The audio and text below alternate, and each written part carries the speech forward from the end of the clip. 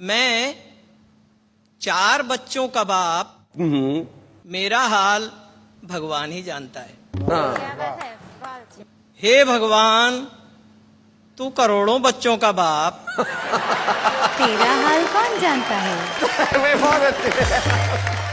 ससुराल में हमने साली जी से पूछा, साली जी भोजन करने के लिए जूते खोलने पड़ेंगे क्या? तो जवाब मिला, खोलोगे नहीं तो खाओगे क्या? लड़के का बाप शादी से पहले जब लड़की को देखने आया तब उसने उससे पूछा, आपको धार्मिक ग्रंथों में से क्या क्या आता है? जी। लड़की बोली, रामायण आती है। हाँ। वह तो मैं आपको यहीं पे पढ़ के सुनाऊंगी और महाभारत आपके घर में आने के बाद करवाऊंगी। जैसे ही मेरी पहली कविता खत्म हुई कि दाएं पैर का एक जूता मंच पर आया। दाएं पैर का एक जूता मंच पर आया, मैं घबराया। पड़ोस में ही शैलेश जी बैठे थे। मैंने उनसे पूछा, भैया अब क्या करूं बताइए? वे बोले, एक जूते का करोगे भी क्या, एक कविता और सुनाइए। तो उनके आग्रह पर एक कविता और जी जी, मेरे आग्रह पे एक कविता और सुनाइए। धन की क्या स्थिति हो गई है, उसका क्रय मूल्य कितना घट गया है। जी।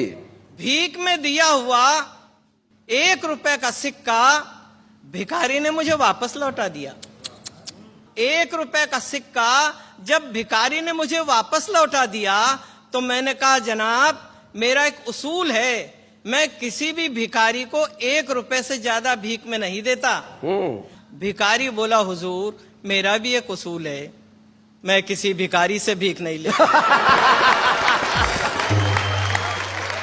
सेठ जी ने पूछा, मुनीम जी दुकान लगाने के लिए कोई बढ़िया फायदे की जगह बताइए। हाँ। मुनीम जी ने कहा, सेठ साहब फिर तो आप दुकान शमशान घाट में लगाइए। अच्छा। वहीं लगाने में फायदा है, उधारी डूबेगी नहीं, कोई लेकर के भाग भी जाएगा, आखिर में तो वहीं पे आएगा।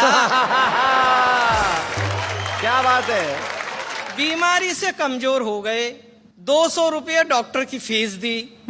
तो डॉक्टर ने बदले में हमको राय दी, कमजोरी है, सुबह शाम घूमने जाया करो, फल और मेवा खाया करो।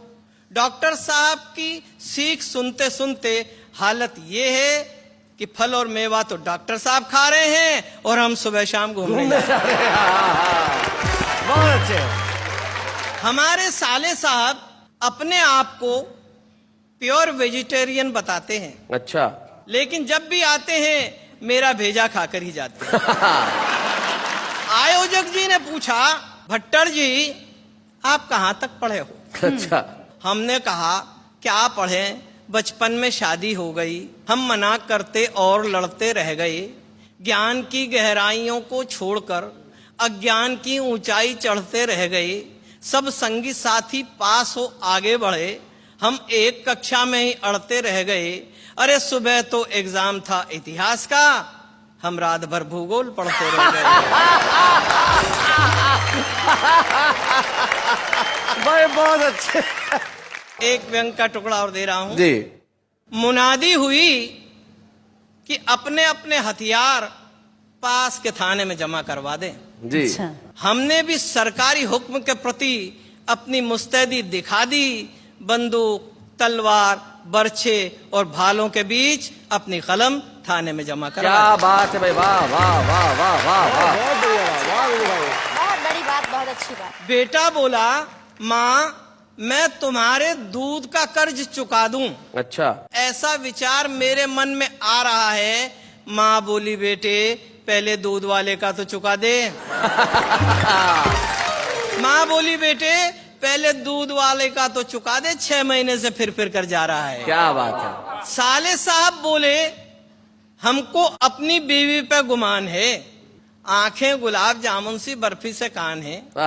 गालों को देखूं तो याद आती पेड़ों की, मथुरा की खुरचन सी खांसी में शान है, हंस दे तो मिस्री बरसे, कहा। देख देख लोग तरसे, लाखों और करोड़ों में एक मेरी जान है। मैंने कहा साले साहब एक बात तो बताइए, ये आपकी बीवी है कि मिठाई की दुकान है? और एक अंतिम व्यंग के टुकड़े के साथ समापन करता हूं। जी।